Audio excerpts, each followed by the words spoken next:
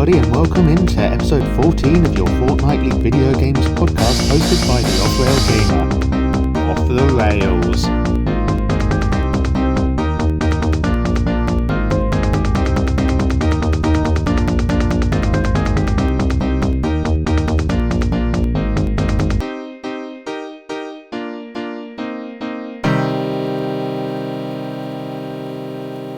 And here we are in episode 14, which, given this is a fortnightly podcast, means we've been doing this for 28 weeks, which is more than half a year.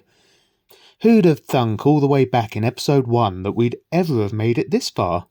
To be honest with you, back then I honestly thought I'd get about 3 episodes in before giving up. But we've nearly made it to 5 times that number of episodes. Admittedly, it would be a lot of a stretch to say that after all this time we're still going strong, but for those of you who are listening to this, please know that I appreciate you both. And with that said, I thought it would be kind of cute if we latched onto 2013's gimmick of coming up with groovy names for audiences. So how's this? The initials of offrailgamer, spelling org, I figured going forwards you could be Orgonauts, because it sounds kinda like Argonauts, as in Jason and the Argonauts, but tweaked slightly to personalise it to the channel. So let's raise our sails and set our course for adventure, shall we? Hopefully we won't run into any stop-motion skeletons trying to smite us down along the way, but if we do, I know I can count on you to help get us through it. And with my guidance, we'll be home and dry before you know it.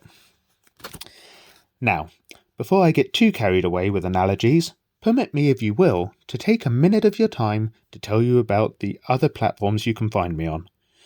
Off the Rails podcast goes out on Spotify, Amazon Music and Google Podcasts, but on top of that, if you look to the podcast episode description, you'll see I've included links to my YouTube, TikTok, Twitch and X accounts.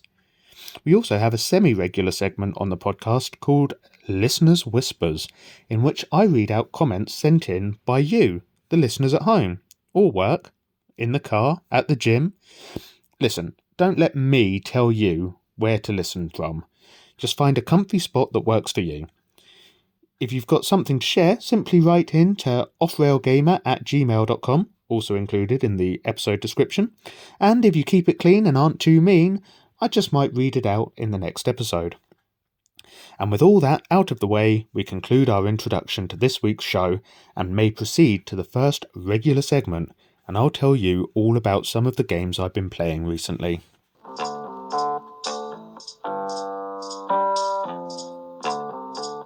We've just wrapped up our second annual season of Scare over on YouTube, which we saw out with Hexen on PS1, Scooby-Doo, Night of 100 Frights on PS2, and then we had a special extra stream on Halloween with some Luigi's Mansion on the GameCube. I had a lot of fun with these games. For those of you who haven't heard of Hexen before, well, join the club, as I must confess this was a pretty new one on me.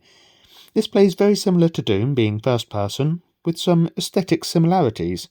From what I played of it though, I was armed only with a knuckle duster, which necessitated a much more up-close and personal delivery of annihilation for the hellspawn just sauntering about the place. I can't remember the main plotline, I'm afraid, but if you like old-school first-person shooters like Doom, Wolfenstein, or Super 3D Noah's Ark, you might want to have a look at Hexen. I didn't get too far in the half hour we had together on the channel, but if you do intend on playing it yourself, at least I haven't spoilt too much of it for you. At the weekend just gone, I jumped in the back of the Mystery Machine. You can imagine my relief when I looked around and didn't see any Reality Kings cameras. I don't know what I was thinking. But here's a lesson for you all at home. Don't go climbing in the back of random VW campers.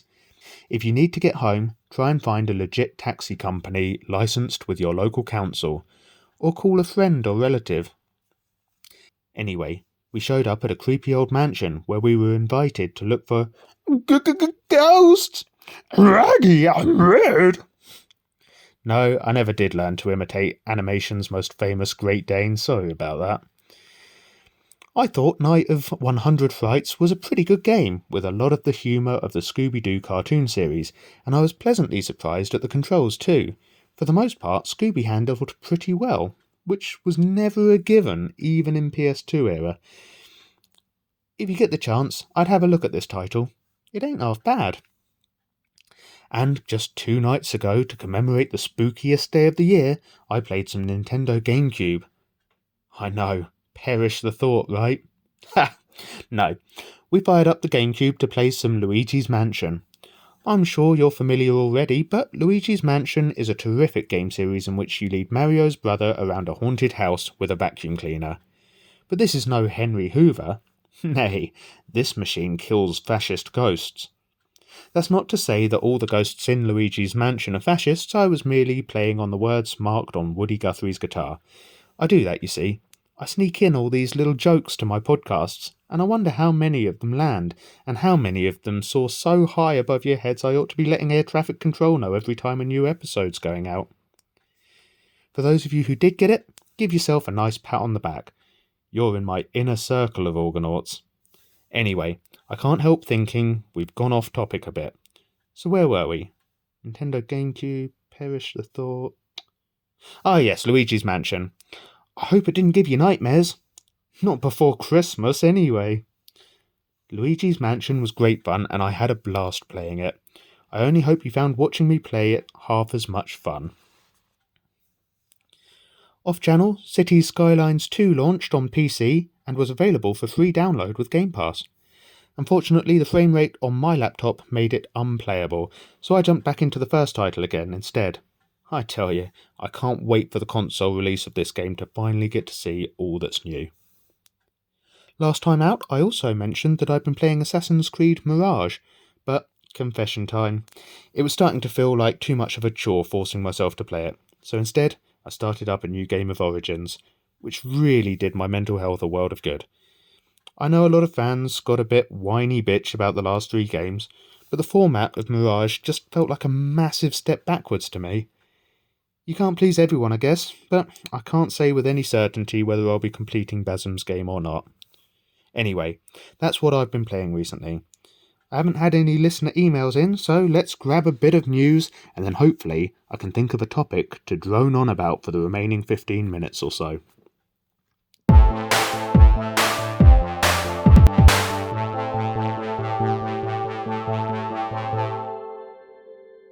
From what I've been reading, I understand that the Baldur's Gate games have until now, or not right now as it hasn't happened quite yet, anyway, they've been PlayStation exclusives.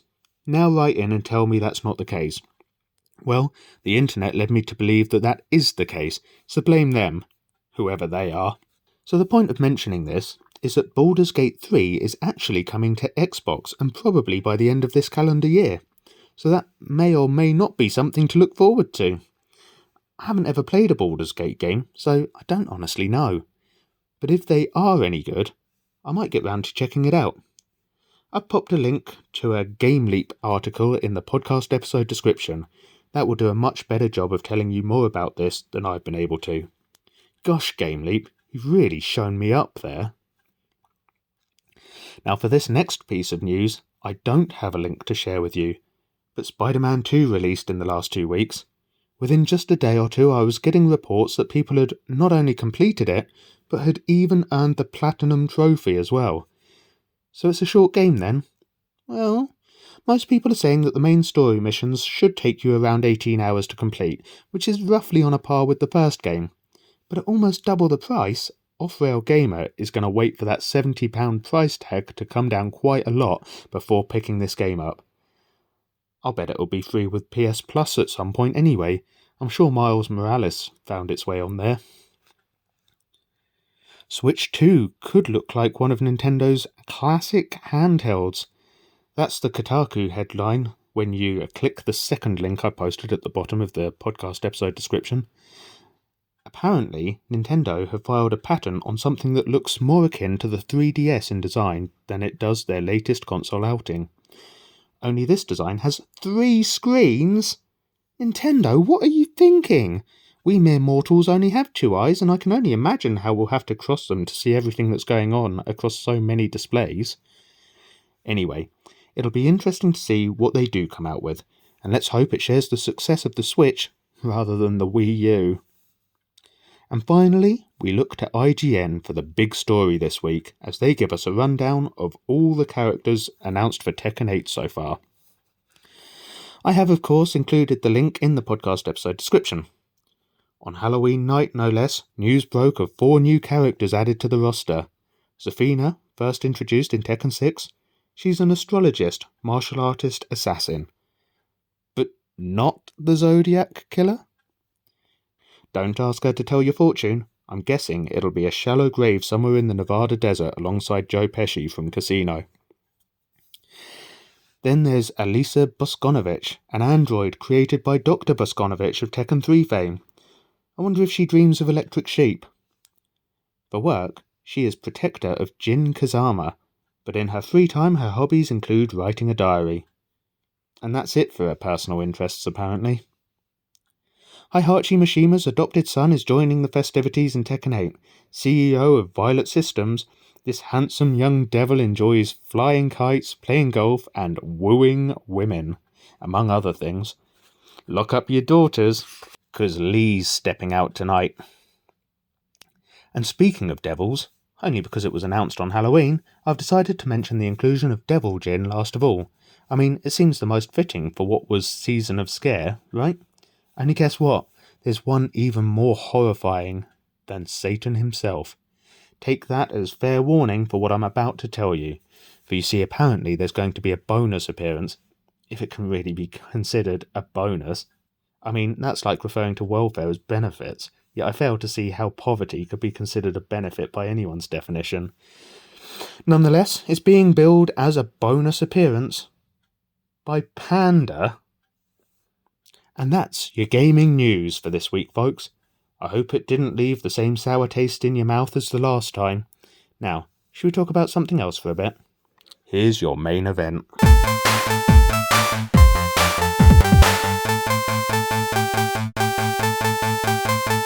This week, I'm going to reminisce about some fighting games I've enjoyed over the years.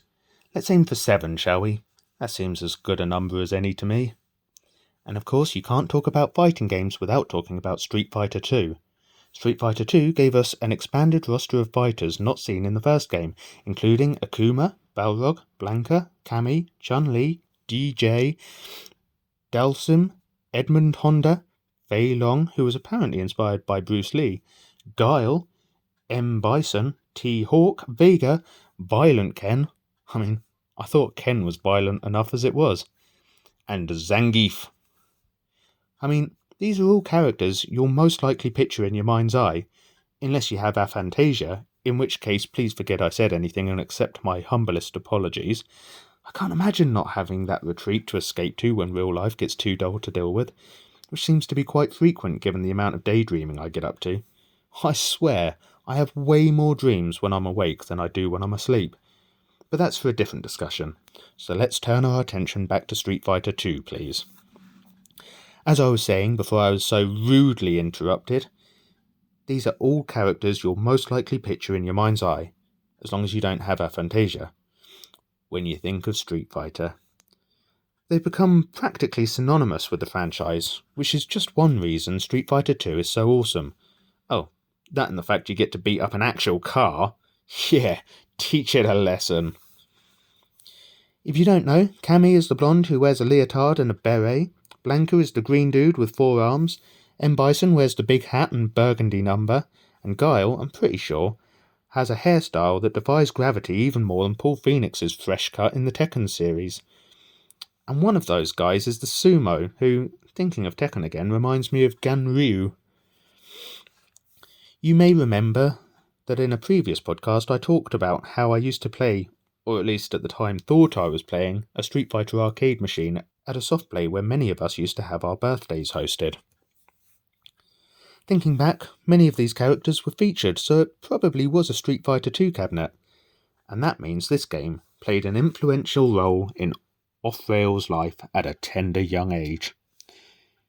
We're talking what Thomas and Friends is to Hornby, but playing more recently just reaffirmed in my mind how great it is. Let's change things up a little and hit up the PS1. Now I'll be totally upfront with you, as 4 out of the 7 games I'm going to talk about today are on this console. but bear in mind this was my first console and I played it a ton. So anyway, next on my list is Knockout Kings 2000. This is a boxing game that allowed you to create a boxer and take them through a career mode. Or you could play a slugfest which allowed you to put contemporary boxers up against names from history, even if they were different weight classes. This often resulted in a young me playing as Lennox Lewis and giving poor old Barry McGuigan an absolute battering. I'm not proud of it, but I'm sure you can understand a 10-year-old lad finding this outrageously hilarious. Or maybe there was something wrong with me, I don't know. The thing is though, this game provided me with hours upon hours of entertainment, and that is no exaggeration. Especially for the time, it really gave you that big fight night feel, and another game mode, Tale of the Tape, even let you play big matches from the past, like the Thriller in Manila. Knockout Kings had all the big names of boxing, including Lennox Lewis, Jack Dempsey, Sugar Ray Leonard and Sugar Ray Robinson, Evander Holyfield, and of course Muhammad Ali. If I haven't sold it to you already, let me tell you, Knockout Kings is flipping good. And if you get the chance, definitely pick up a copy. For my money, I reckon it still holds up pretty well today. Now let's turn to a game series that I've already given a fair amount of attention in this episode. Now I feel I have to preface this by saying that my absolute favourite video game introduction is that of Tekken 2. But in all honesty, I have to say that, in my opinion, Tekken 3 is the best game of the series. I've talked about Tekken 3 previously. You may recall my ridiculing Ogre's final form, True Ogre, for being weaker than his first incarnation.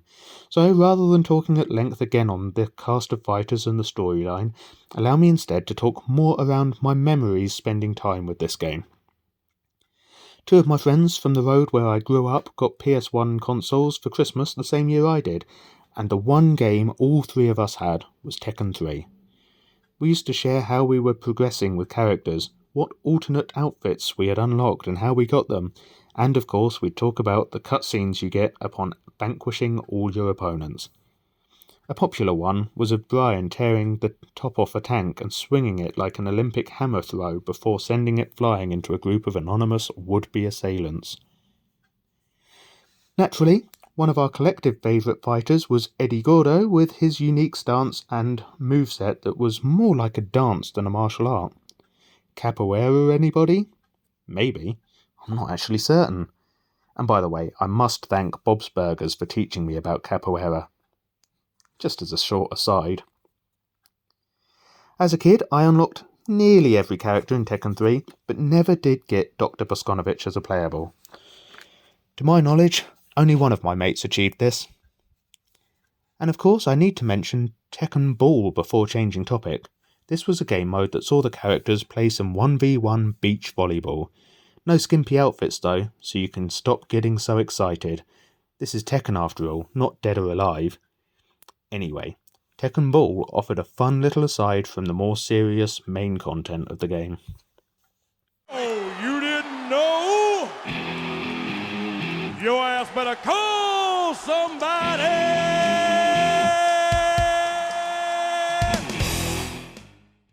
Back in the Attitude Era, I was a big wrestling fan and used to watch WWF SmackDown on Channel 4 on Sundays.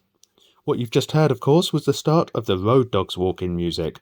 For the uninitiated, the Attitude Era made guys like The Rock, Triple H and Stone Cold Steve Austin the huge names they are to this day. It also led to the end of days for WCW, which really just could not compete anymore.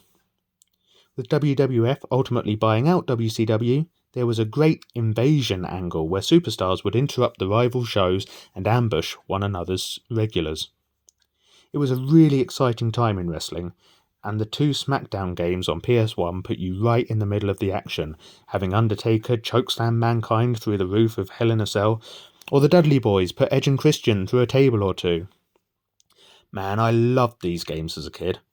Of course, more recent titles have improved the graphics, and some of them even improved the gameplay, although I don't include the most recent titles in that. The other thing these titles offered was a great variety of match types, from hardcore matches with weapons, to Falls Count Anywhere that allowed you to duke it out in the toilets and even local bars and restaurants, to tag team matches, and Royal Rumbles. He really did pack it all in. But this isn't the only wrestling game I want to talk about this episode. I had great fun with Simpsons wrestling too. Now this was at a time when I was really into The Simpsons, which may have arguably influenced my opinion to more positively receive this game, but in fairness, I lost many hours to this title. You get to play as the family and each member has a different special attack. Homer throws bowling balls, Bart whacks people with his skateboard. No, I believe actually he skates around the ring into his opponents, sorry. And Lisa toots her saxophone to daze them. Marge sets Maggie on her opponents and Baby Simpson hugs their legs to slow them down, affording Marge the chance to beat them senseless with a frying pan. And this was years ahead of PUBG. Other characters you will face and unlock include Krusty the Clown, Apu, Nahasapi Petalon, Bumblebee Guy, Itchy and Scratchy, Groundkeeper Willie, and Kangan Kodos. The last character you'll fight is Mr. Burns, only you actually combat Smithers, while Mr. Burns lobs bombs into the ring from a safe distance. Oh crikey, don't forget Barney, who belches duff clouds in your face. I think that's everyone now. Fights are ludicrous in this game, which focuses more on the Simpsons and less on the wrestling. From what I've seen online, Simpsons wrestling doesn't get a lot of love, but I think it's more than alright. It's not too challenging, and thanks to the simplistic controls, it does get quite repetitive quite quickly, but it's still kind of fun, honestly, and I have fond childhood memories with it. I don't feel like I can really talk about fighting games without talking about Mortal Kombat. I mean, the big three really are Street Fighter, Tekken and Mortal Kombat, right? Now I could go back to the first game all the way back on Sega Mega Drive, and I do have this game in my collection, but much more visually impressive is Mortal Kombat 11 with its absolutely shocking visceral fatalities which see the cast getting sliced up like a bag of crisps or potato chips for our friends in North America, and disemboweled in a variety of nasty ways. I don't want to talk about 11 either though. Instead, I want to talk about the game that allowed online play for the first time, PS2's Mortal Kombat Deception. This one is cheating the list a little bit, as I only learned of its existence in the past couple of months. Alongside the standard fare of any Mortal Kombat game, Deception includes some interesting different modes. Chess combat, which really is what if Mortal Kombat did chess, and puzzle combat, which is one of those coloured block games, something like Tetris or Bejeweled. This episode is about fighting games though, which Mortal Kombat is. You know what you're getting into with one of these titles? With recognisable characters Johnny Cage, Scorpion and Sub-Zero. Get over here, and let's duke it out. That's 6 games down and 1 to go. So what is it? What game are we turning our gaze to round out proceedings? Well, I want to get all the more light-hearted with this final entry. Downright silly, in fact. Just quickly, I feel I should give an honourable mention to Super Smash Bros, but I haven't spent enough time with it to really do it any justice. Well, not yet anyway. Perhaps you've guessed already that I'm going to talk about Gang Beasts. Now listeners, Gang Beasts is a right good laugh, especially if you've got a few friends to sit down with and play locally. Gang Beasts sees you wrestle with the controls as much as your floppy jellybean character tries to wrestle the other floppy jellybean combatants. The goal is to try and be last man standing as you grapple with each other, throwing one another into giant mincing machines or bottomless pits. Some environments collapse around you, taking you out of the fight passively rather than being eliminated by one of your friends. You'll fight in factories, aquariums, on a Ferris wheel at the end of a dilapidated seaside pier, on the top of 2 lorries, or one of those platforms window cleaners use for high-rise buildings. You'll fight in an indoor skydiving wind tunnel, on top of a lighthouse, or even in a hot air balloon. None of these are sensible locations to mess around, much less to pick a fight, and it will only end in disaster. If you can get the hang of the controls, you'll be able to punch and kick and grab one another, trying to throw them over the edge of some railing and to their demise.